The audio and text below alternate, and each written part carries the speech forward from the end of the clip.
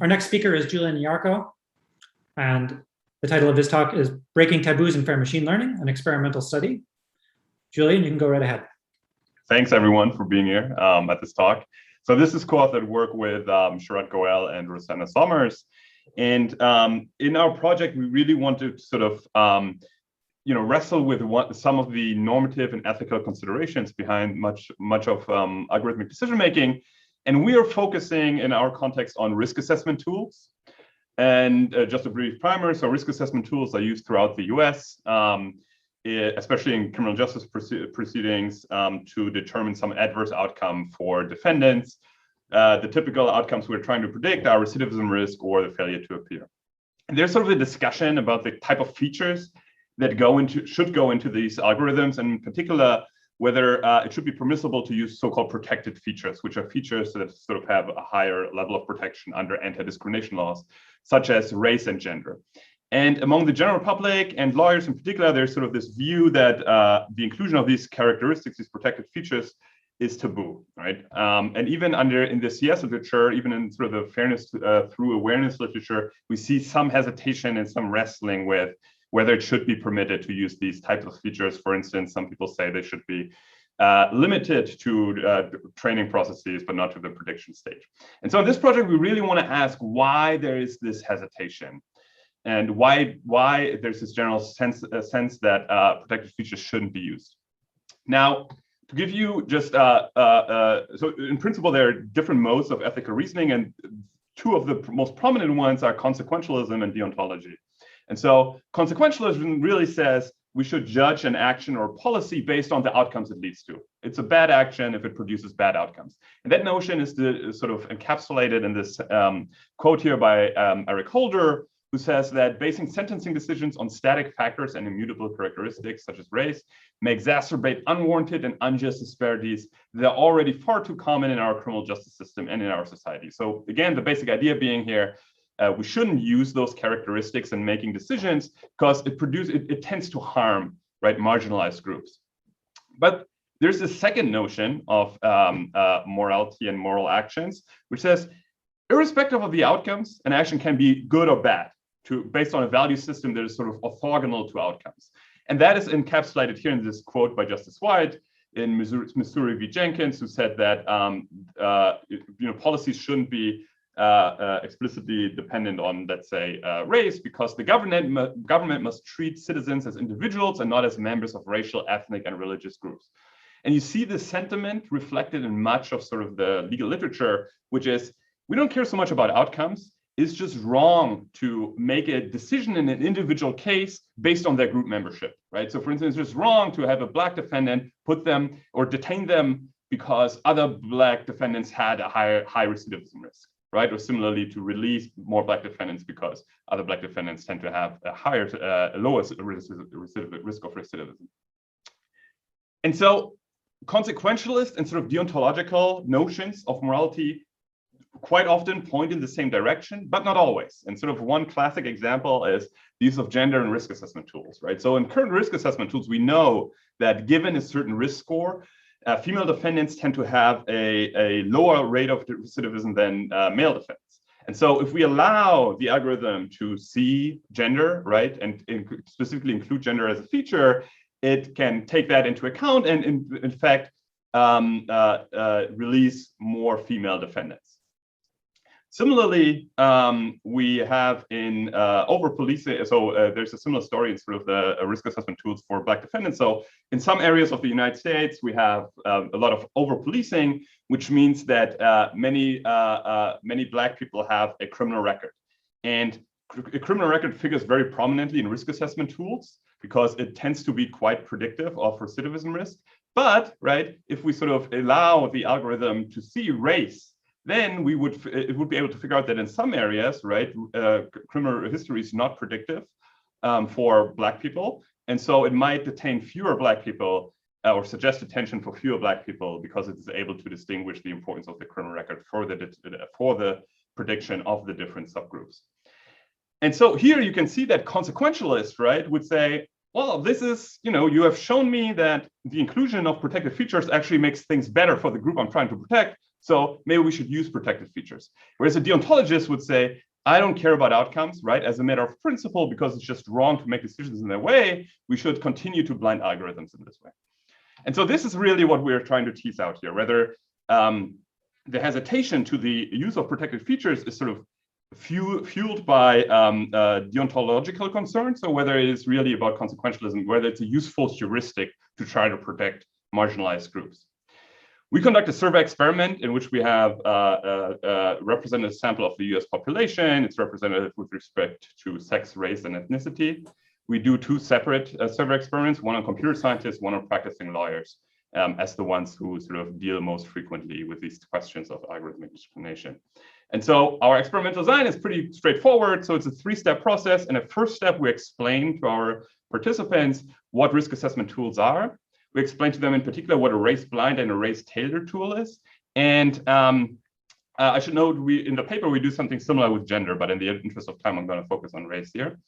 Then we're going to manipulate the outcomes under the race-tailored tool. And in a final step, we're going to determine people's preference, stated preference for the race-tailored tool. And the idea here is simply that if people's preferences are sensitive to the outcomes under the race-tailored tool, it means that they care about outcomes and they're at least in part motivated by consequentialist concerns. Whereas if responses are largely invariant to the outcomes under the race-tailored tool, it would suggest that people are have deontological priors and just as a matter of principle don't want the use of protected features. Now, before we sort of dive into the conditions that we have, we can look at the control conditions. So here we just explain to people what risk assessment tools are, and we say, okay, the state is considering the use of some risk assessment tool. Do you want the race blind or the race specific tool, right? And so here you can see the results. So over 90% of respondents say they prefer the race blind tool, right? And only a small minority says they prefer the race specific tool. And if we look at the open text responses for why that preference exists, it typically is put forth that it would be the morally right thing to do, sort of this deontological concern, right? Deliberately making a tool that's racially based is biased and wrong, or another quote, using race as a factor to determine whether someone is deemed dangerous or not is morally wrong. So it seems like if you just ask people, the reason for their aversion to the use of protected characteristics is sort of a matter of principle, right? But then we have this minimal sort of treatment condition here, where we provide respondents with basically a small blurb of information that I also presented previously, which is sort of this idea that due to over-policing, criminal record matters less for some Black defendants. And so in those areas, we might want to use race because if it can improve outcomes, right? And this is sort of, we say this is what some researchers argue. And then to people who have been assigned to this what we call general context condition, we again ask them about their preferences on these tools. And what we find is the following. So we see a significant shift towards the approval of race-specific tools, right? Just by making people aware of the abstract possibility that their preference for, or that a preference for blinding can actually harm the people we're trying to protect. And so in the general population and among computer scientists and lawyers, we see sort of a pretty significant shift towards the approval or preference for race-specific, race-tailored tools. And for the general population and lawyers, that the preference is indistinguishable from zero at traditional levels of significance here.